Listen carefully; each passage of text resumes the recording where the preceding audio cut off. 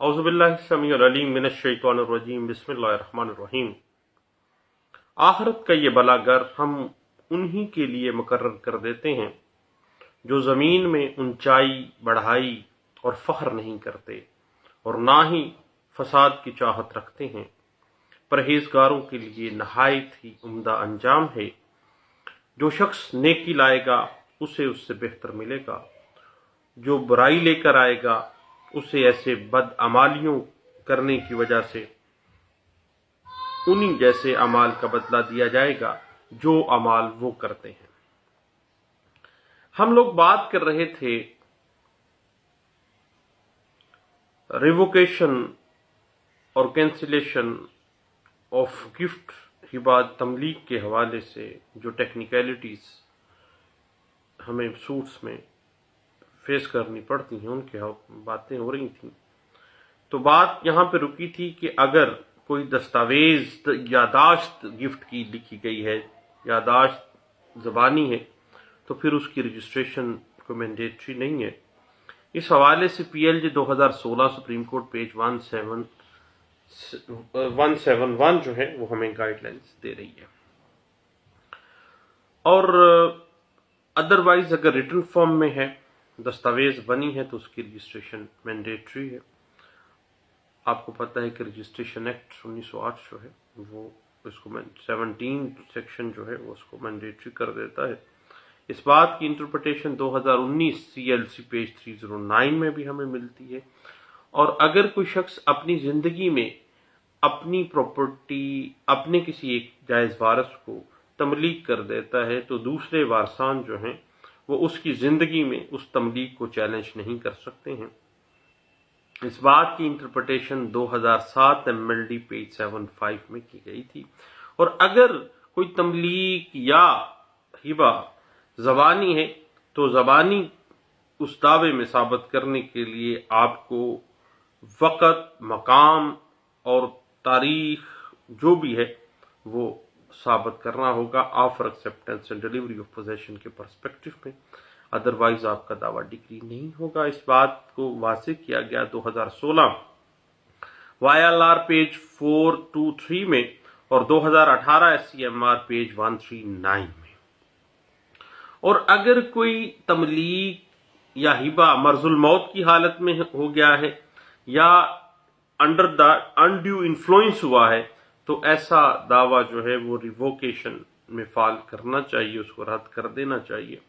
इस बात के ऊपर 2016 की एक लैंडमार्क जजमेंट है PLJ 2016 सुप्रीम कोर्ट पेज 919 है। याद रखिएगा कि कभी भी डेक्लेरेटरी सूट जब किया जाता है किसी गिफ्ट को साबित करने के लिए तो बर्डन ऑफ प्रूफ जो है उसके ऊपर है जिसके हक में वो गिफ्ट किया गया है, वो तमलीक की गई है। इस बात की interpretation PLJ 2006 Lahore high court page 177 और 2007 YLR पेज 1454 में की गई थी। उसके बाद अगर कोई फरीक उस गिफ्ट को चैलेंज करता है, कैंसिलेशन में जाता है, रिवोकेशन में जा रहा है, तो जो फरीक उसको चैलेंज कर रहा है उस गिफ्ट को, तो देन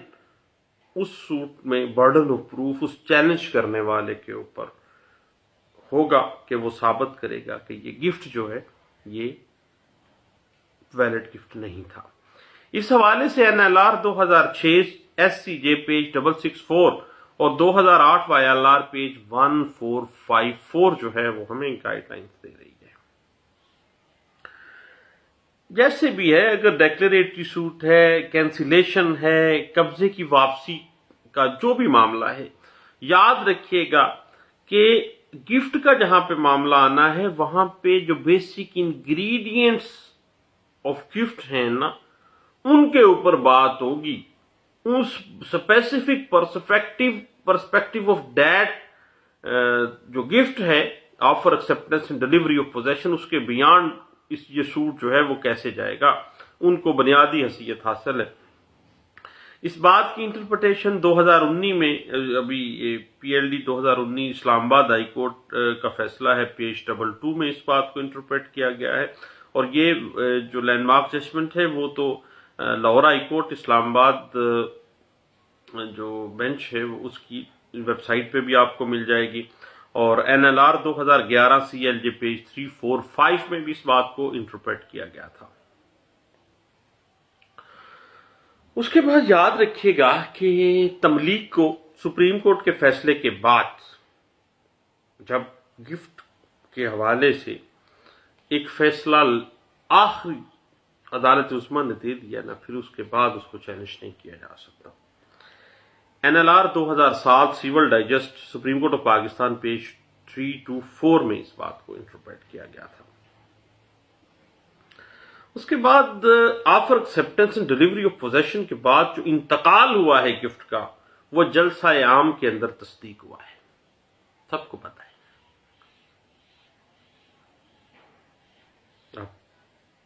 اس اپنی زندگی میں جو گفٹ کرنے والا تھا اس نے اس کو چھیڑا ہی نہیں ہے، گفٹ ہو گیا ہے، جلسہ عام میں اس کی تصدیق ہوئی ہے، اور دین وہ چیلنج نہیں ہو سکتا ہے۔ اس بات کی انٹرپریٹیشن NLR 2006 SCJ پیج 664 میں آپ کو ملے گی،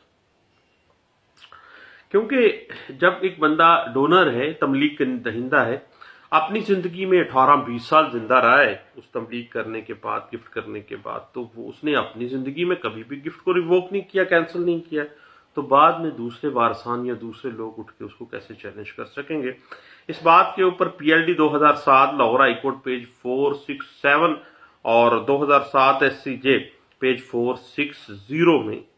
واضح کیا گیا تھا۔ ایک بات بڑا ٹیکنیکل سی بات ہے کہ اگر ڈونر اور ڈونی گفٹ پراپرٹی کے اندر اکٹھے رہتے ہیں تو دین پھر ڈلیوری آف پوزیشن اسپیسیفکلی تو نہیں جائے گی، آفر ایکسیپٹنس ہی ثابت ہوگا، ادروائز آپ کو آگے جانے کی ضرورت نہیں ہے۔ اس بات کی انٹرپریٹیشن 2007 SCJ پیج 407 میں کی گئی تھی۔ اس کے بعد یاد رکھیے گا کہ کسی ڈونر کو گفٹ کرنے سے یا کسی جائز وارث کے حق میں تملیغ کرنے کا جو اختیار ہے اس کو اس بنا کے اوپر آپ رد نہیں کر سکتے اس کی اپنی زندگی میں کہ اس سے جو اس کے وارثان ہیں وہ محروم ہو جائیں گے، اس کی چیز ہے وہ کر سکتا ہے۔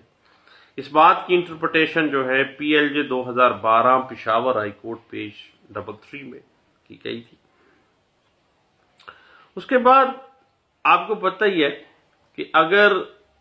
ڈلیوری آف پوزیشن ثابت نہیں ہوتی ہے گفٹ کے اندر یا تملیغ کے اندر تو پھر وہ گفٹ جو ہے وہ مشکوک ہو جائے گا اور ریووکیشن کا کیس کافی حد تک آپ میدان مار جائیں گے۔ اس بات کی انٹرپریٹیشن 2008 YLR پیج 2215 میں ہمیں ملتی ہے۔ اگر ایک والد اپنے چھوٹے بچے کو یا خاوند اپنی بیوی کے حق میں کوئی تملیغ کرتا ہے، گفٹ کر رہا ہے، تو قبضہ ڈلیوری آف پوزیشن ضروری نہیں ہے، رجسٹریشن بھی لازمی نہیں ہے اگر بیوی کے حق میں کیا جاتا ہے۔ تو ابھی 2019 میں بھی اس کے اوپر آپ کو بہت سی ججمنٹس مل جائیں گی، البتہ یہ بیس کر رہی ہیں 2006 SCJ پیج 664 اور 2006 YLR پیج 2681 اور PLD 1991 Lahore high court page 1399 میں اس بات کو انٹرپریٹ کیا گیا تھا۔ جہاں تک تملیغ کا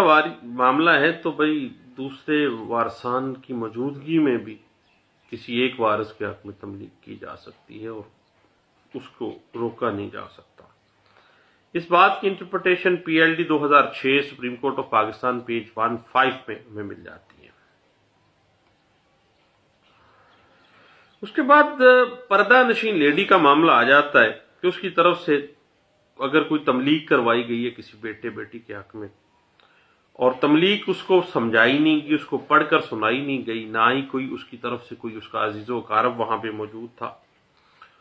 جو اس کو سمجھاتا کہ اصل معاملہ ہے کیا، نا offer acceptance and delivery of position ثابت ہوتی ہے،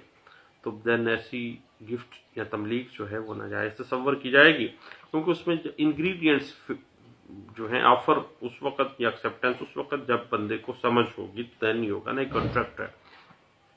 اس بات کی انٹرپریٹیشن 2015 SCMR پیج 1704 اور 2016 SCMR پیج 1225، 2000 PSC پیج 1812 میں، اور 2004 CLC پیج 1، 2000 CLC پیج 399، اور 2008 اپیل کیسز پیج ہے 625، اور 2005 SCJ پیج 75، اور 2019 YLR پیج 86 میں اس بات کی بڑے اچھے انداز سے انٹرپریٹیشن کی گئی تھی۔ اس کے بعد یاد رکھیے گا، اگر کوئی بندہ اپنے سگے بھائی کو ہبہ کر رہا ہے، اپنے بچوں کو، اپنے بیٹے بیٹیوں کو وہ محروم کر رہا ہے، دین کیونکہ وہ ایسی تملیغ جو کہ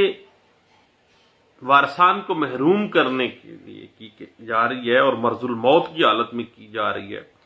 یا انڈیو انفلوئنس کے تحت کی جا رہی ہے، یا بلیک میل کر کے کی جا رہی ہے، offer acceptance and delivery of position in the real sense وہ نہیں ہے، تو دین ایسی جو گفٹ ہے وہ ریووکیشن میں جائے گا۔ اس بات کی انٹرپریٹیشن 2007 MLD پیج 50 میں ہمیں ملتی ہے، اور NLR 2011 UC پیج 154 بھی اس بات کے اوپر بھی انٹرپریٹ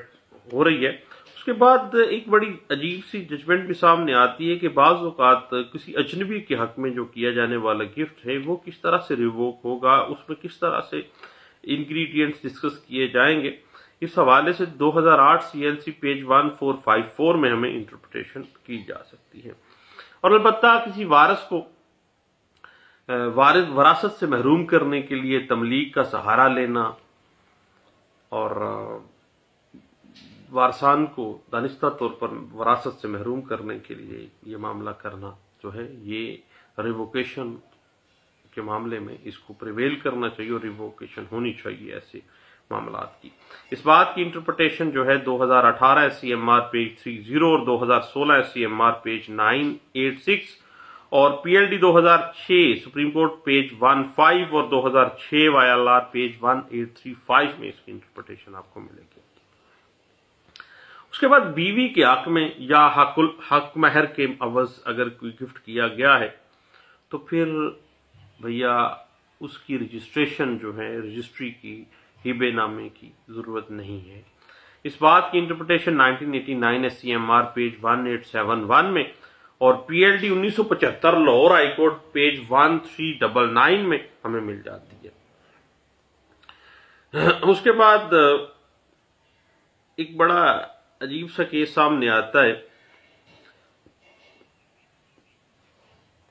کہ وارثان جو ہیں کیا وہ اس کی زندگی میں، جو ڈونر ہے اس کی زندگی میں اس کی جانے والی جو تملیغ ہے اس کو چیلنج کر سکتے ہیں یا نہیں کر سکتے؟ تو بھائی نہیں کر سکتے ہیں، کیونکہ وہ کوئی بھی شخص جو ہے وہ اپنی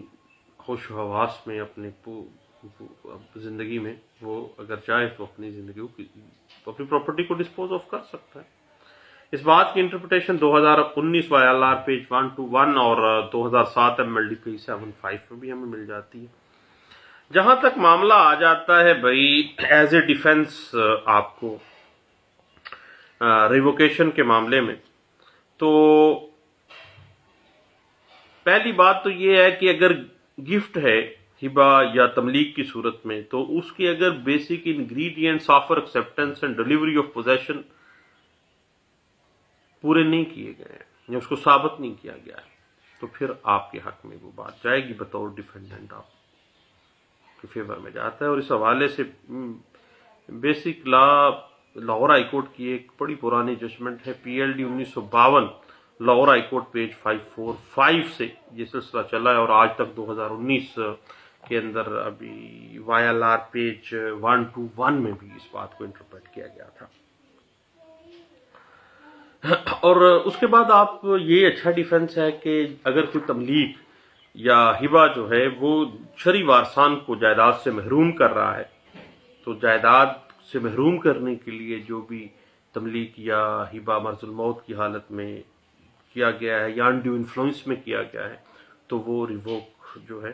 वो हो सकता है। इस हवाले से 1989 SCMR पेज 1390 और 1991 MLD पेज 2707 में हमें इंटरप्रिटेशन मिलती है। अगर हिबा के तमाम इंग्रेडिएंट्स फ्रॉड पर मबनी हैं, अनड्यू इन्फ्लुएंस के तहत गिफ्ट किया गया है, तो फिर वो रिवोक होना चाहिए। इस बात की इंटरप्रिटेशन 1999 YLR पेज 2575 में हमें मिल जाती है। और अगर गिफ्ट के वक्त डिलीवरी ऑफ पोजेशन साबित नहीं होती, कब्जा साबित नहीं होता दिया जाना, तो फिर भी एक मामला आ जाता है कि वो साबित ही नहीं होगा कि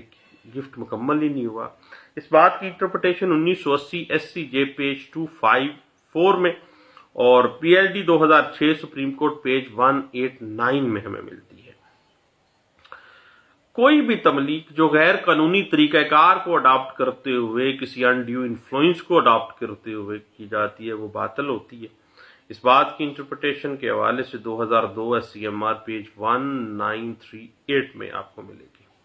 उसके बाद बाज़ औक़ात जो तमलीक या हिबा है वो अगर दुराने मर्जुल मौत लिखा गया है और वो बंदा अपने होशो हवास में नहीं था जिस वक्त ये तहरीर की गई है, तो फिर वो ऐसी तहरीर जो है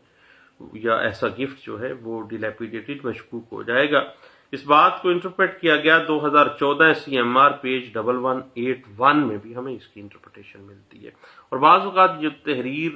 होती है वो अनरजिस्टर्ड होती है और वो बगैर गवाहान के होती है, और अगर वो पर्दानशीन लेडी की तरफ से थी, अनपढ़ औरत की तरफ से थी, ज़्यादा ज़ईफ बंदे की तरफ से थी, तो फिर भी ये आंसर तो आएगा। इस हवाले से 2016 SCMR पेज 1225 में हमें इंटरप्रिटेशन जो है हमें मिल जाती है। उसके बाद अगर ज़बानी गिफ्ट था, तो अगर उसका वक़्त,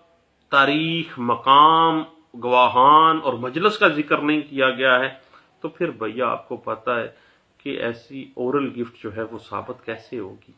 इस हवाले से 2016 MLD पेज 1535 में आपको इंटरप्रिटेशन मिल जाती है।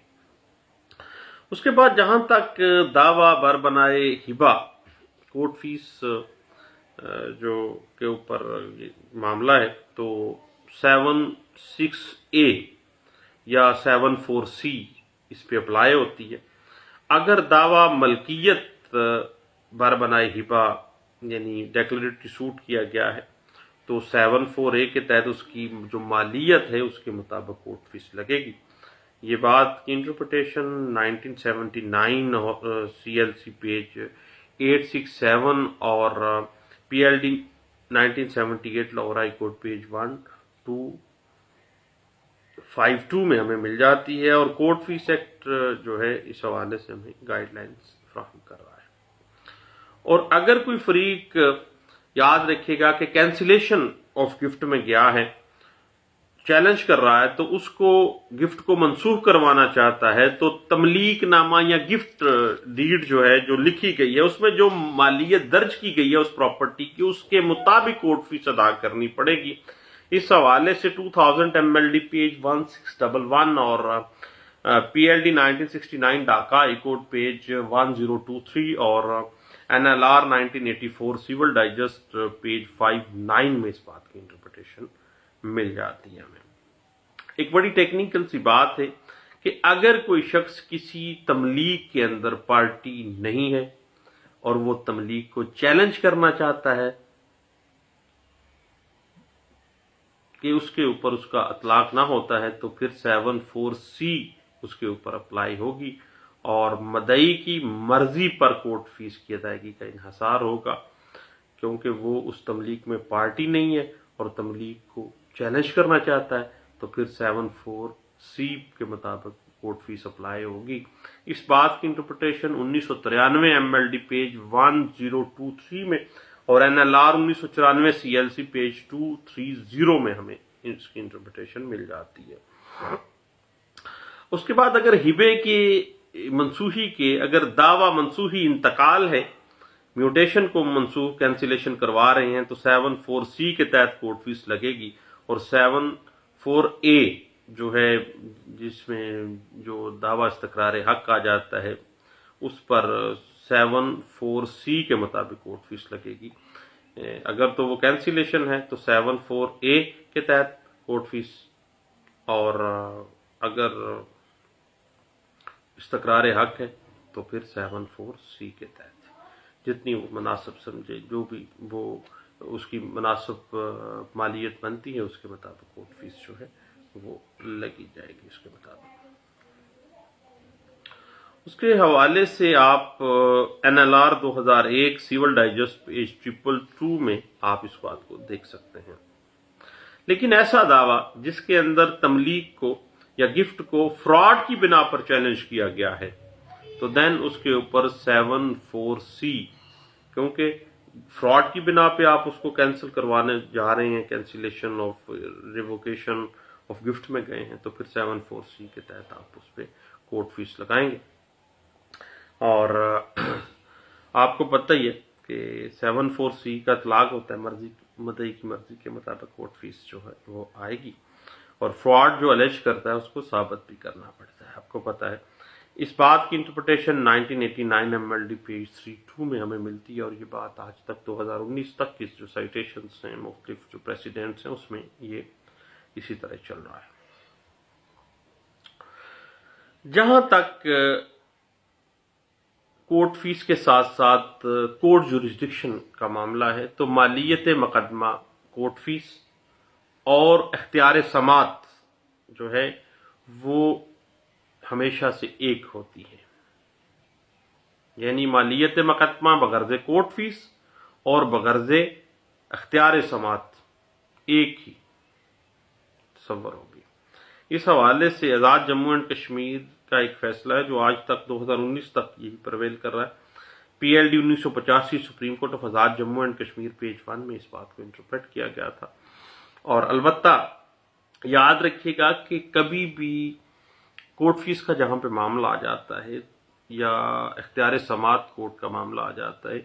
تو دستاویز کے اندر جو مالیت دی گئی ہوتی ہے نا، ہبے نامے میں دی گئی ہے، اس کے مطابق کورٹ فیس لگے گی، مارکیٹ ویلیو کے مطابق نہیں لگتی ہے۔ اس بات کی interpretation PLD 2001 Lahore high court page 3 کے اندر بھی اس بات کو انٹرپریٹ کیا گیا تھا۔ جہاں تک لمیٹیشن کا معاملہ ہے سوٹس اور کے حوالے سے، اگر ایسے مقدمات جو ہیں آرٹیکل 120 لمیٹیشن ایکٹ 1908 اپلائی ہوتا ہے اور گفٹ کرنے والے کی وفات کے 6 سال کے اندر یعنی جب کاز آف ایکشن اکرو ہو جاتی ہے تو 6 سال کے اندر دعویٰ دائر کیا جا سکتا ہے، کیونکہ بندے کو بھی اگر فوت ہوئے 6 سال گزر گئے ہیں تو 6 سال کے اندر ہی دعویٰ ہوگا،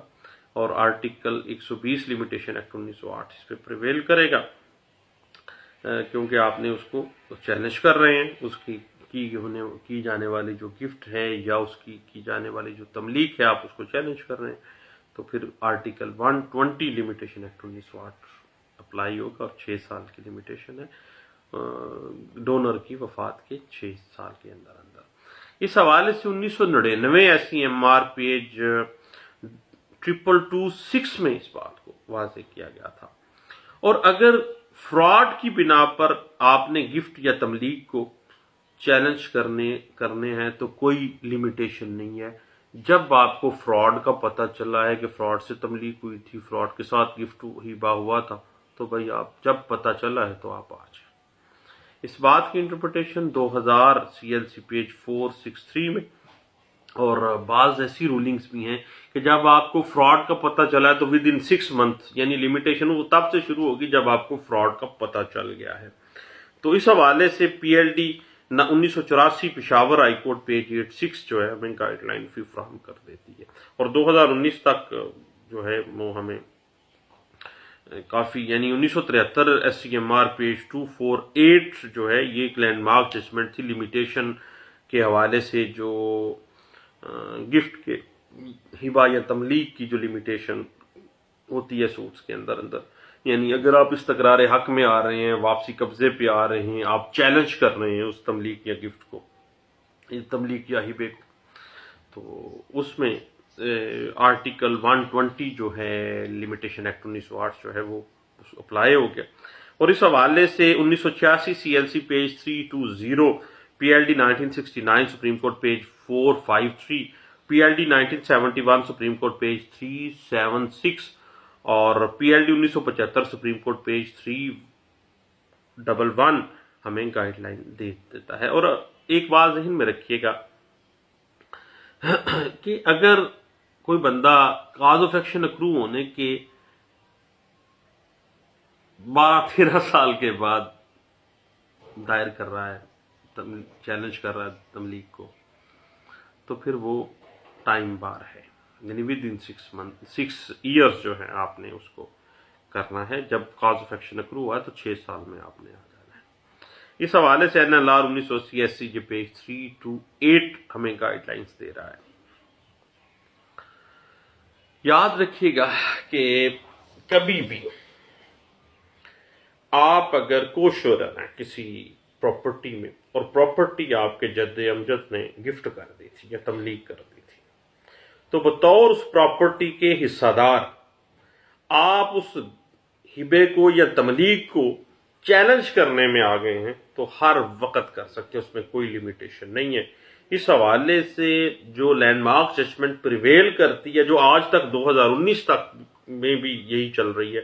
اور یہ ریوزٹ ہو رہی ہے مختلف مقدمات میں، اس کو دیکھیے گا۔ 1986 CLC پیج 320 جو ہے ایسی لینڈ مارک ججمنٹ ہے جس میں یہ سارا کچھ آپ کو مل جائے گا۔ اور میں سمجھتا ہوں کہ آرٹیکل 120 لمیٹیشن ایکٹ 1908 میں اگر ہم لمیٹیشن پہ بات کریں، لمیٹیشن آپ کو تو پتہ ہے جی، میں تو ایک نالائق وکیل ہوں، آپ کو پتہ ہے کہ limitation is the mix question of fact and law. اور 1973 SCMR پیج 248 جو ہے وہ ہمیں مکمل انسائکلوپیڈیا کی طرح میں گائیڈ لائن دے دیتا ہے لمیٹیشن، آرٹیکل 120 لمیٹیشن ایکٹ 1908 کو کس طرح سے آپ نے اپلائی کرنا ہے گفٹ کے کیسز کے اوپر۔ دعاؤں میں یاد رکھیے گا، اور اگر مناسب سمجھے تو اپنے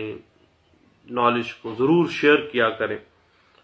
بہت سے لوگوں کو، میرے جیسے لوگوں کو سرچ کرنے میں آسانی ہو جاتی ہے، اور اگر آپ محسوس کریں کہ ٹائم ویسٹ ہوتا ہے تو پھر سبسکرائب کیجیے گا، نہ کیجیے گا سبسکرائب مجھے، اور ٹائم ویسٹ کرنے کا میں معذرت خواہ بھی ہوں گا، اور آپ مجھے انفرینڈ بھی کر سکتے ہیں اگر فیس بک پہ ہیں، اور اگر یوٹیوب پہ تو سبسکرائب کر دیجیے گا، کوئی مسئلہ نہیں ہے۔ دعاؤں میں مجھے ضرور یاد رکھیے گا۔ تھینک یو، اللہ حافظ۔